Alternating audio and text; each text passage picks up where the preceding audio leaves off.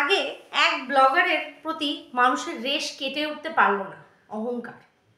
কেউ কেউ বলছে ভিউজের নেশা, অবশ্যই করে। ওয়াইটিতে এখন ভিউজের যে পরিস্থিতি তৈরি হচ্ছে, সেখান থেকে দাঁড়িয়ে ভিউজ যে মানুষের কতটা পরিমাণ দরকার, তার জন্য যারা এই পরিবার মানে এই চ্যানেলটির জন্য প্রত্যক্ষভাবে প্রচণ্ড পরিমাণে গুরুত্ব প্রদান করে, তাদেরকে নির্দ্বিধায় অপমান করে দেওয়া হচ্ছে। আর সেটা একজনের জন্য কিন্তু প্রযোজ্য না, যেটা আমি একজনকে বললাম তার কোনো দোষের জন্য, মানে সমস্ত ভিউয়ার্স গোষ্ঠীকেই কিন্তু নানানভাবে কিন্তু হেনস্থা করা হয়েছে। এটা আমরা দেখেছি, প্রতিবাদও করেছি, ঠিক আছে। তো কথা হচ্ছে এই যে অহংকার, আজকে ব্লগারদের যে পজিশান, যে তাদের এত সুযোগ সুবিধা, এটা তো শুধুমাত্র এই ভিউয়ার্সদের জন্য, শুধু ব্লগার কেন, আমাদেরও তাই। কিন্তু ব্লগারদের একটা সেই লেভেল আছে, মানে যাদের বড় বড় চ্যানেল আর কি, আমি তাদের কথা বলছি, কিন্তু অহংকার কিন্তু ঝরে ঝরে পড়ছে তাদের মধ্যে দিয়ে। আমি সবসময় মনে করি, তুমি নিজে যতই উপরে উঠে যাও না কেন, যদি তোমার পাটা জমিনের সাথে লেগে থাকে, তাহলে মনে করবে তুমি মানুষ হিসাবে এখনো অমানুষে পরিণত হওনি। আজকে যদি ব্যাকগ্রাউন্ডে কোনো সাউন্ড পাও না, কিছু মনে করবে না, শিবরাত্রি তো এখানে পুজো হয় অনেক বড় করে, তো সেই গান টান চলছে আর কি।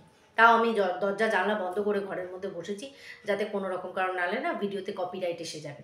তো যেটা বলছিলাম, সেখান থেকে দাঁড়িয়ে মাটিতে পাটা এদের উঠে গিয়ে একদম আকাশ ছুঁইর মতন অবস্থা হয়ে গেছে, আর অহংকার একদম মাথায় চড়ে বসেছে। তো যাই হোক, তার আগে বলি welcome back to my channel.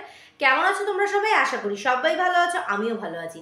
দিনের ফার্স্ট ভিডিও নিয়ে চলে আসলাম তোমাদের কাছে। আর অবশ্যই করে একদিকে আমাদের খুশি দিদি যেমন অভিযোগ করছে যে টাকা তো শুধুমাত্র অ্যাকাউন্টে আসে, হাতে তো পাই না।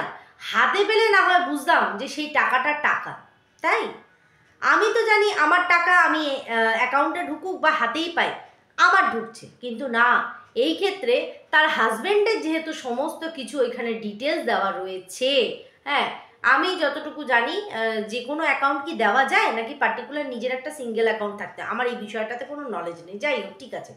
তো সেইখানে সে কি বোঝাতে চাইলো যে তার এই যে ওয়াইটি থেকে কামানো টাকাটা তার হাজব্যান্ড ভোগ করে নেয়, বা তার হাজব্যান্ড তাকে মেপে মেপে খরচ দেয়, মানে তারই পয়সা তাকেই হাত খরচা হিসাবে দেয়।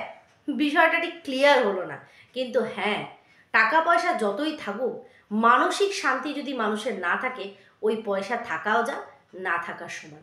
আজকে বিগত 2 বছর হলো আমি টাকা ইনকাম করছি।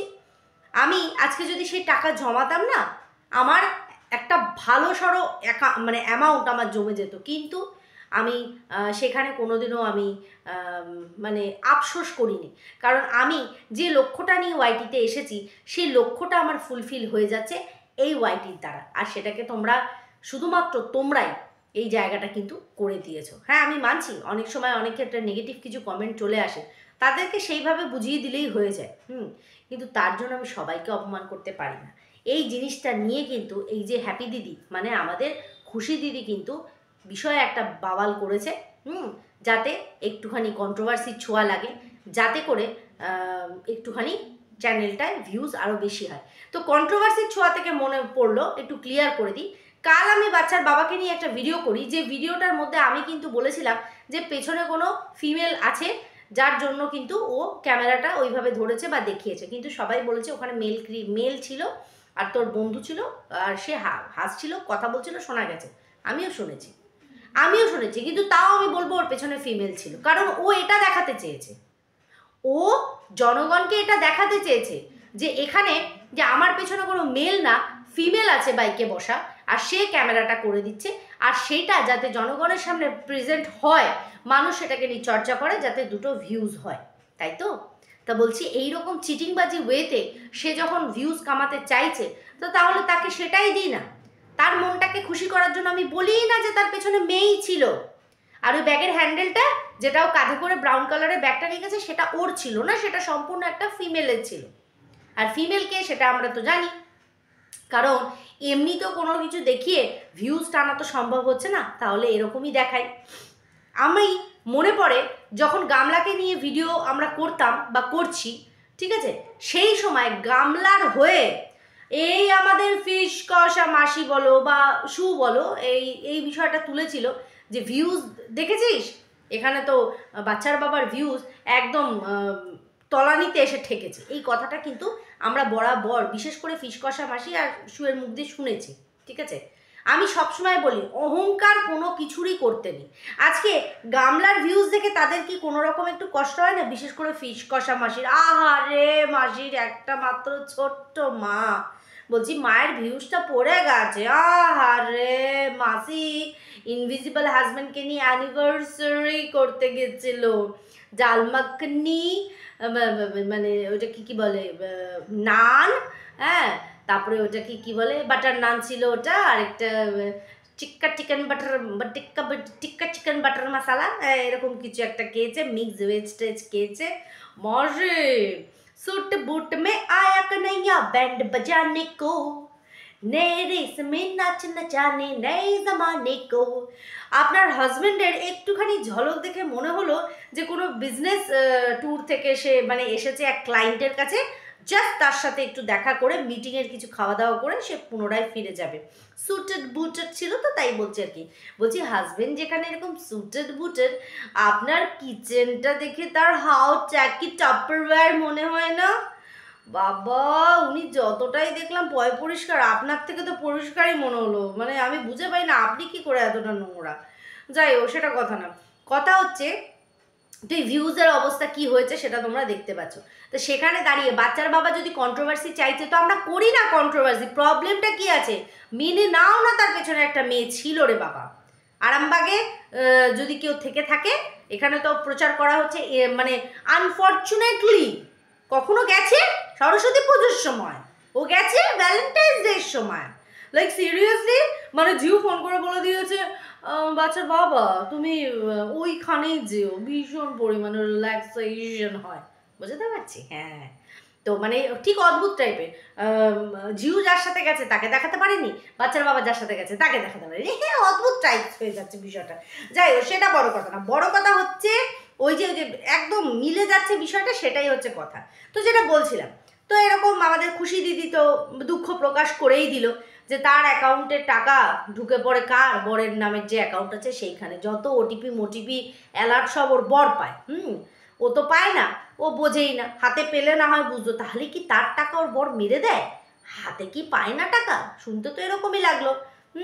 মেয়েও নাকি প্রচণ্ড পরিমাণে টাকা এলো মানে ওটা মেয়েরই টাকা। বাবা যেমন তুমি বীজ পুঁতবে তার বৃক্ষটা তো রোপণ সেরকমই হবে আর কি, তাই না? তো এইবার আরেক ব্লগারকে আমি গতকালকে দেখলাম, তো সেখানে দেখলাম যে তার ঔদ্ধত, তার বডি ল্যাঙ্গুয়েজ, তার বলার ধরন ভীষণ ন্যাকা, তার থেকে তার বোনকে ফার বেটার লাগে, সবাই প্রচণ্ড পরিমাণে পছন্দ করে। আমি কার কথা বলছি? ঘরে বাইরের যে ক্রিয়েটার আছে আমি তাদের কথা বলছি, ফিমেল ক্রিয়েটার যে তার কথা বলছি।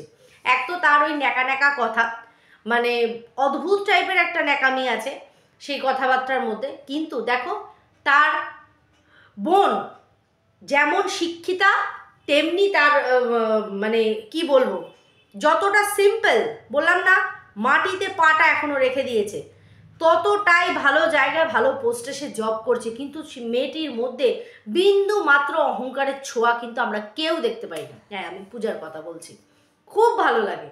হায়দ্রাবাদে একা রয়েছে, খুব সুন্দর একটা অ্যাপার্টমেন্টের মধ্যে রয়েছে, একদম ওখানে গিয়ে গাড়ি পর্যন্ত কিনেছে, এটা নিজের আর্নিং করা পয়সা, ঠিক আছে, খেটে খাওয়া পয়সা।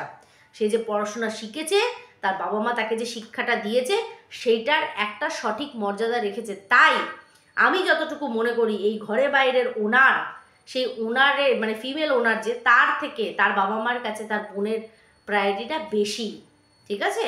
তো এইবার কথা হচ্ছে, কালকে তার একটা ভিডিও দেখলাম যেখানে কিনা সেই রাতে কি হয়েছিল এরকম একটা টাইটেল দেওয়া ছিল। তো শুরুতেই হ্যাঁ অনেকেই বলে আমরা টাকার পেছনে ছুটি, আমরা টাকা কার না দরকার হয়, আমাদের জীবনের অনেকটা সময় তোমাদের কাছে দেখানো রয়েছে, হ্যাঁ ট্রান্সপারেন্ট ওয়েতে আমরা পয়সা ইনকাম করি। এই ট্রান্সপারেন্ট ওয়েতে পয়সা ইনকাম করা কোথা থেকে করছো? তোমাকে আলাদা করে কেউ স্যালারি দিচ্ছে না, এই ভিউয়ার্সরা যাদেরকে তুমি চোখ রাঙাচ্ছ, বুঝতে পারছি, যাদেরকে চোখ রাঙাচ্ছ, আজকে এই ভিউয়ার্সরা ছিল বলেই কিন্তু নিজেদের চাকরি বাকরি ছেড়ে দিয়ে হাজব্যান্ড ওয়াইফ দুজনে মিলে কিন্তু এই ব্লগিংয়ের পেছনেই সময়টা দিয়েছো। কারণ যে টাকাটা তোমরা চাকরি করে কামাতে তার দ্বিগুণ পয়সা তোমরা এখানে ব্লগিং করে কামাচ্ছ, তাই না? তাই এটার উপরে ফোকাস করেছো, তাহলে এর সাথে রিলেটেড মানুষগুলোকেও রেসপেক্ট করা উচিত। আমরা সোশ্যাল প্ল্যাটফর্মে আছি, 5 জনে 5 রকমের কথা বলবে, সেটাকে বুঝে নিতে হবে যে হ্যাঁ তুমি সবার কাছে ভালো হতে পারবে না, তার মানে পার্টিকুলার জনে জনে আমি সবাইকে উত্তর তো দিতে যেতে পারি না, সেটা তো সম্ভব না। কিন্তু সেই ঔদ্ধত, সেই অহংকার এই ওনার মানে অর্পির মধ্যে দেখা গেছে, বরাবরেরই বরাবরের। তারপরে সবচেয়ে বড় কথা, সে বলছে ট্রান্সপারেন্ট ওয়েতে আমরা পয়সা ইনকাম করি, কোনো রকম চুরি ডাকাতি করি না। আমি এই সেল মানে জামা কাপড় বিক্রি করা, শাড়ি টাড়ি সেল করা, এই বিষয়টা আমাদের কয়েকটা ব্লগার ধরে নিয়েছে, রপ্ত করে নিয়েছে, খুব সুন্দর করে তারা ওয়াইটিও চালাচ্ছে, প্লাস তার সাথে সাথে বিজনেস করছে। গন্ডগোলটা করে ফেলছে গামলা, মানে বিজনেস তো শুরু করেইছে কিন্তু ওয়াইটিকে ঢিলামি দিয়ে দিচ্ছে। ওদিকে দেখো মৌকে সমস্তটা ট্যাকেল করে কি সুন্দরভাবে প্রত্যেক দিনের ভিডিও যেমন দিচ্ছে, লাইভও করছে, সেলিংও করছে, বুঝতে পারছি। সেখান থেকে দাঁড়িয়ে অর্পিদের যে শাড়ির যে শপটা যেখানে তারা শাড়ি সেল করে, আমি দেখেছি তাদের কালেকশান অনুযায়ী বা প্রোডাক্ট অনুযায়ী তাদের কিন্তু যে রেঞ্জ সেটা প্রচণ্ড হিউজ। সাধারণ মানুষের পক্ষে সেটা নেওয়া কিন্তু একটু কঠিন পড়ে যায়। উল্টো দিকে জেফা, যে কিনা নিজের জেফা ইন্টারন্যাশনালটাকে এইটুকু থেকে এত বড় করে ফেললো মেয়েটা, আমি অবাক হয়ে গেলাম।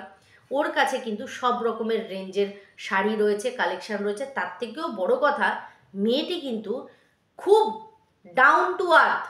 এটা কিন্তু আমি দেখছি বিজনেসের ক্ষেত্রে, জানি না ও পার্সোনাল লাইফে কী করে, বাট বিজনেসের ক্ষেত্রে ওর কাছে কিন্তু প্রত্যেকে ইকুয়াল। আমি দেখি ওর স্টাফদের জন্য মাঝে মধ্যে রান্নাবান্না করে টোরে নিয়ে যায়।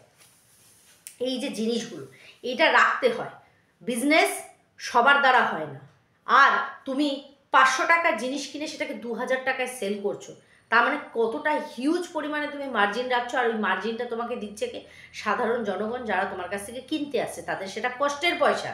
অ্যাজ এ মার্জিন তুমি 500 টাকার মাল কিনে 1500 টাকার প্রফিট করছো এক একটা শাড়ির পেছনে, তাহলে ভাবো তো কতটা পরিমাণে তোমরা প্রফিট রাখার চেষ্টা করছো। এইভাবে পয়সা মেরে কি বিজনেস হয়? জানি না।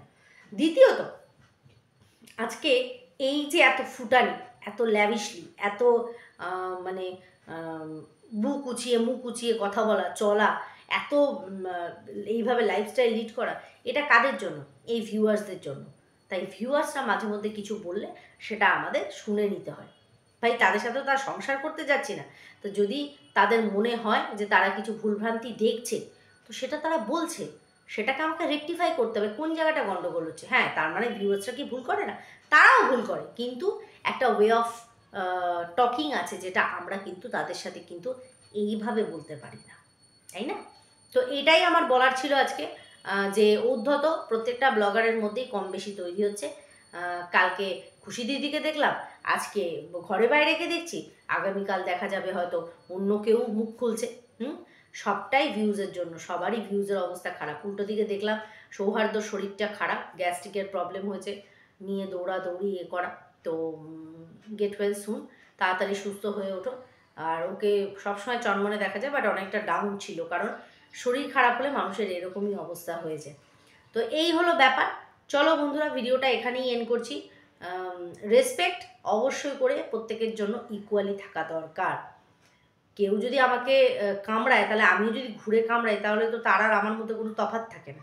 অবশ্যই তাকে জবাব দাও, কিন্তু রাইট ওয়েতে, ভদ্রভাবে। চলো, সবাই খুব ভালো থেকো, সুস্থ থেকো। দেখা হচ্ছে নেক্সট আরেকটা ভিডিওর সাথে। ততক্ষণের জন্য টাটা।